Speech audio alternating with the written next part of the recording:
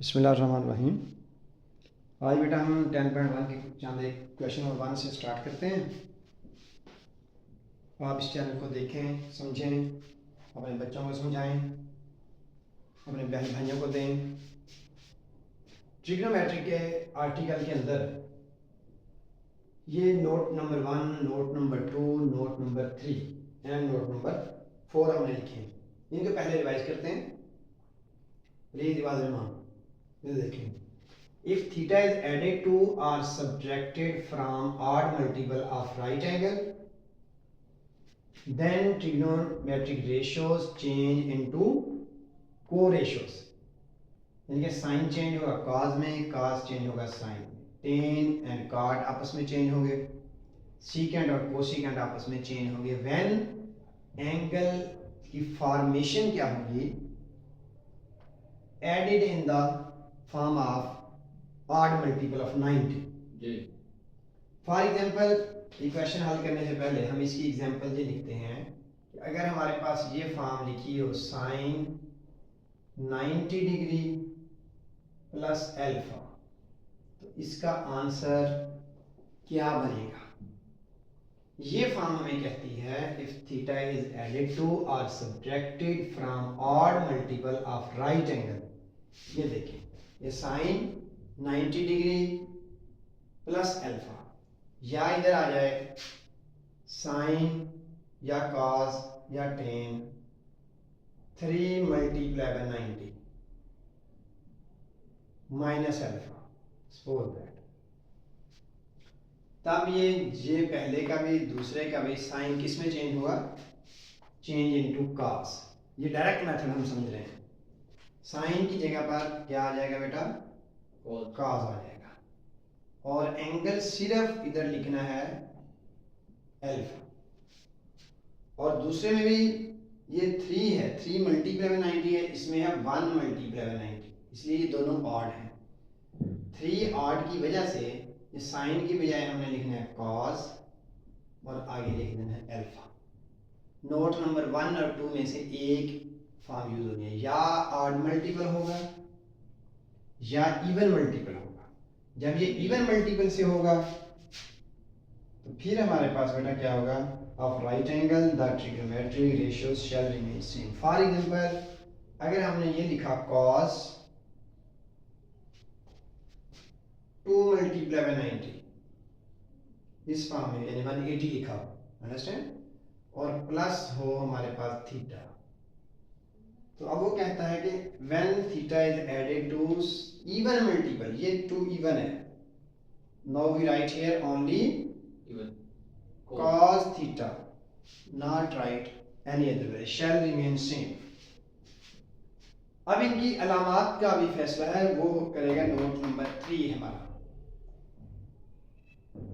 Sign will be put according to the quadrant of the given angle और given value। पहले में आ जाए sign 90 plus alpha.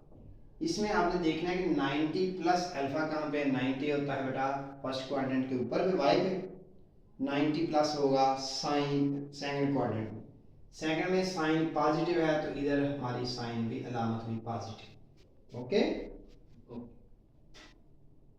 इसके बाद आ जाए इसमें 3 मल्टीप्लाई बाय 90, ये कहां पे चला जाएगा? 270 पे। माइनस अल्फा किया तो ये वाला एंगल कहां, किस क्वाड्रेंट में गया? Belongs to third quadrant. अगर प्लस अल्फा होता तो फोर्थ क्वाड्रेंट, माइनस अल्फा है इसमें 270 से कुछ कम, तो वो किसमें बेटा? थर्ड में। थर्ड में ये वाली वैल्यू साइन होती है नेगेटिव, तो इसलिए इसके साथ हमने माइनस की अलामत लगानी है, अंडरस्टैंड। अब नेक्स्ट में आ जाता है cos 2 मल्टीप्लाई बाय 90, ये x एक्सिस की नेगेटिव साइड पे है 180 डिग्री प्लस थीटा, तो ये थर्ड क्वाड्रेंट में चला गया। तो थर्ड क्वाड्रेंट में क्या होगा? ये एंगल cos होगा, तो cos थर्ड में नेगेटिव है, तो फिर इधर भी माइनस लगाएंगे। ये हमने नोट 1, नोट 2 और नोट 3 हमने इस्तेमाल करने की कोशिश की है। अब इसके बाद नोट नंबर 4 भी इसके साथ हम सीख लेते हैं। कि पहले दो functions cause and secant, cause और सीकेंट, इसमें अगर माइनस आ जाए तो इसके साथ कॉस थीटा सीकेंट थीटा वैसे ले, इसको कहते हैं इवन फंक्शंस, एलिमिनेट हो जाती है। When cos theta and secant theta take the minus angle then its value must be positive. cos -30 is equal to cos 30, secant -60 is equal to secant 60. First two values cos and secant are called even functions, and remaining four sine, cosecant, tan and cot gave the minus sign. Sin minus theta is equal to minus sin theta. Cosecant minus theta, इसकी हर एक की minus बाहर लिखेंगे हम। इन चार को कहते हैं ऑड फंक्शन। अंडरस्टैंड? चले अब इस पैटर्न से ये जो हमने वैल्यूज पढ़ी हैं इससे हम हल करते हैं। नेक्स्ट में जो हमारे पास दिया, हमने लिखा है एक part secant 1140 degree, secant 1140 degree. इसको हम सॉल्व करने की ट्राई करते हैं। इसको हल करने के दो तीन वेज हैं। सबसे पहले हमने इसको 90 के फॉर्म में अगर लिखें, इवन मल्टीपल ऑड मल्टीपल का चक्कर अब हमने इस वीडियो में सीखना है। इवन और ऑड मल्टीपल के लिए हमने सबसे पहले किया 1140 को 90 से डिवाइड कर लिया। अंडरस्टैंड? ये देखें कैलकुलेटर पे 1140 डिवाइडेड बाय 90 जब हमने किया तो इसमें एक वैल्यू आ जाती है 12.66। तो इसके मतलब ये है कि 1140 डिग्री जो है is equal to 12 multiply by 90 and plus कितना होता है, प्लस इसमें हो जाएगा हमारे पास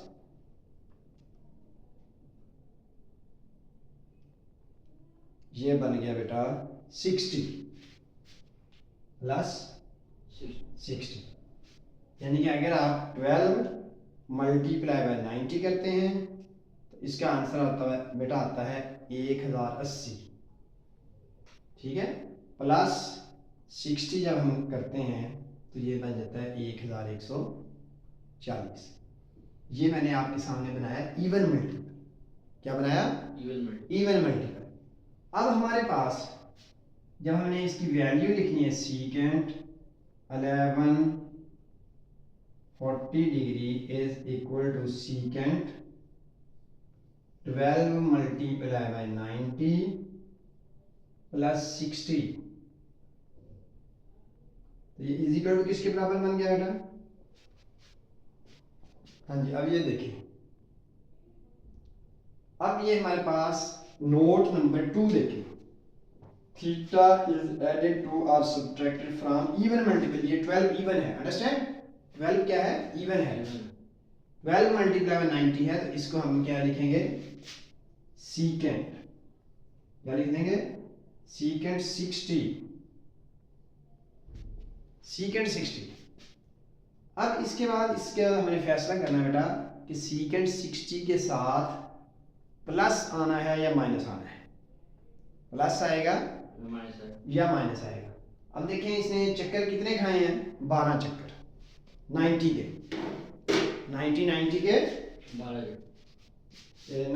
के 12 हिस्से, यानी कि 90 इधर 1 2 3 4 5 6 7 8 9 10 11 12 चक्कर के बाद 1140 दोबारा इधर आ गया।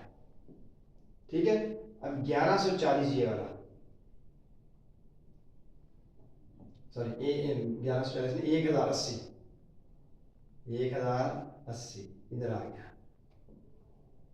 90 के 12 वाला, यानी कि एक चक्कर 4 का, फिर दूसरा चक्कर 4 का 8 हो गया, यानी कि फिर तीसरा चक्कर 4 का लगाया तो ये रकम बन गई 4 × 90, 4 मल्टीप्लाई बाय 90, 4 0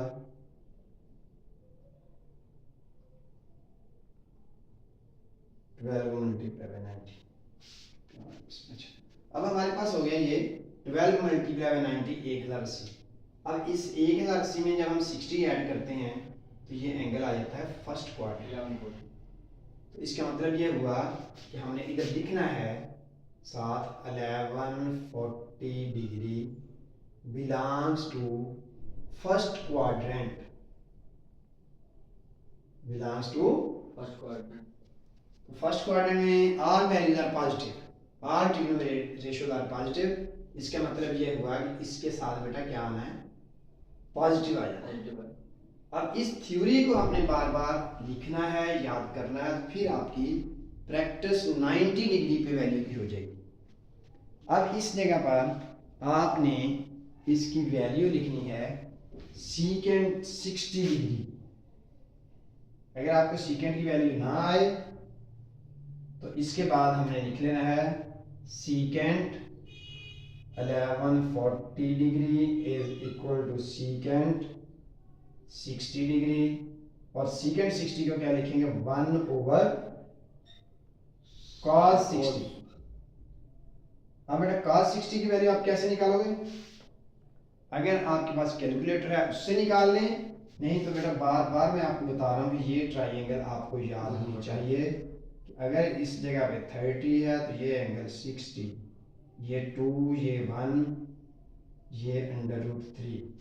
cos के लिहाज से देखेंगे बेस ओवर हाइपोटेनियस, इसकी वैल्यू बनती है 1/1/2 करेंगे तो ये बन गया बेटा 1/1/2, तो ये हो जाएगा 1 × 2/1। ये छोटे बच्चों वाला काम है। इज इक्वल टू हो गया 2 सीकेंट 1140 डिग्री हमारे पास आ गया आंसर 2 जी। 1140 का आंसर 2। अब इसी पार्ट को अगर आप एक और मेथड से करना चाहें वो भी मैं आपको करवा देता हूँ, उससे भी आंसर बेटा यही बनना है। अगर आपको ये मुश्किल लगे तो आपने एक और पैटर्न देख लेना। देखिए मैं आपको एक एक पार्ट दो मेथड से बता रहा हूँ, तो काइंडली आपने इसको तैयार करना है। जब आपको तैयार हो जाएगा तो कोई भी मेथड कर सकते हैं। सबसे पहले हमने देखा एंगल 1140, इसके अंदर जनरल एंगल के जरिए से हम 360 के मल्टीपल बेटा इसमें प्लस माइनस कर सकते हैं। 360 के मल्टीपल इसमें से हम माइनस कर सकते हैं कि इसको हम स्टैंडर्ड फॉर्म में ले आए, come into the one rotation 0 से 360 के दरमियान एंगल को बनाएंगे। इसका तरीका कर क्या है बेटा, 1140 लिखा आपने कैलकुलेटर पे, इसको डिवाइड किया आपने 360 से, तो इसकी फ्रैक्शनल फॉर्म में आई वैल्यू 3 पॉइंट समथिंग। तो हमने क्या किया minus 3 multiply by 360 degree, 360 multiple हमने इसमें से निकाल दिया, 3 चक्कर इसमें से निकाल दिए। तो ये बन गया 1140 डिग्री माइनस 1080 बना। 1140 में से 1080 हमने निकाल लिया, बेटा बाकी हमारे पास आ गया 60 डिग्री। अब डायरेक्ट हमारे पास 1140 डिग्री जो है वो क्या बन चुका है, 60 डिग्री बन चुका है। 1140 क्या बन चुका है, 60 डिग्री। 60, अंडरस्टैंड? जी। जब 1140 डिग्री 60 बन चुका है तो इसका सेकंड हो जाएगा, ये हमने सेकंड लिख दिया, इसके बाद ये लिखा, उसके बाद वही फॉर्म आ गई। तो इस फॉर्म से भी ये स्टेप आगे सेम है, तो ये भी हमारे पास आंसर 2 ही बनता है। अब इसके बाद हम एक पार्ट करते हैं नेगेटिव वाला। फॉर एग्जांपल एक्सरसाइज में है क्वेश्चन नंबर 10.1 का लास्ट पार्ट, उसमें वैल्यू है cos -240, cos -240 -240 डिग्री। बेटा इसमें ये नोट नंबर 1 देखें, उसमें हमने ये यूज कर लेना है। सबसे पहला कि cos के अंदर नेगेटिव जो है उसको हम क्या करेंगे, एलिमिनेट कर देंगे। cos is even function, direct cos is even function. minus 240 degree, understand, जी सर. is equal to हो जाएगा cos 240 डिग्री. अब हम इसको किसी भी अलाइड एंगल के हिसाब से लिखेंगे. क्वाड्रेंटल एंगल किसके करीब है? ये 270 के करीब है, 270. तो 240 को हमने लिखना है cos 270 माइनस 30. तो इसका हमने लिखा cos 270 को हम लिख देंगे 3 मल्टीप्लाई बाय 90, अंडरस्टैंड बेटा, माइनस 30. ये अब कौन सा मल्टीपल आ गया जी? अब ये हमारे पास बेटा मल्टीपल आ चुका है, ऑड मल्टीपल. क्या बन चुका है? और मल्टीपल. Odd multiple. तो इधर देखें, नोट नंबर 1, ऑड मल्टीपल अगर आ जाए राइट एंगल का तो क्या चेंज होगा? cos है तो साइन हो जाएगा, साइन है तो cos हो जाएगा. इसके हवाले की वजह से, नोट नंबर 1 की वजह से ये हो गया हमारे पास साइन, cos की बजाय साइन. इधर लिखेंगे 30. अब ये 90 वाला एंगल छोड़ देंगे. अब इसकी अलामत क्या होगी? अब आपने देखना शुरू से एंगल 240 किस क्वाड्रेंट में है? सेकंड क्वाड्रेंट में. और सेकंड क्वाड्रेंट में गिवन वैल्यू cos क्या होती है? नेगेटिव होती है. जब cos उसमें नेगेटिव है सेकंड क्वाड्रेंट में, तो इस जगह पर हमने लिख दिया नेगेटिव. तो ये हो जाएगा माइनस साइन 30. इस फिगर से आप देख सकते हैं साइन 30 की वैल्यू 1/2.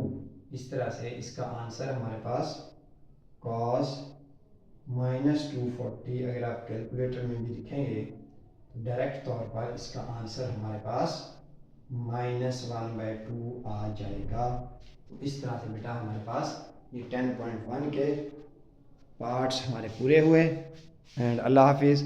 वीडियो पसंद आए तो इसको ज़रूर लाइक करें, शेयर करें और अपने बहन भाइयों को भी कहें, स्टूडेंट्स को कहें कि इसको देखें और इस्तिफ़ादा हासिल करें. अल्लाह हाफिज़.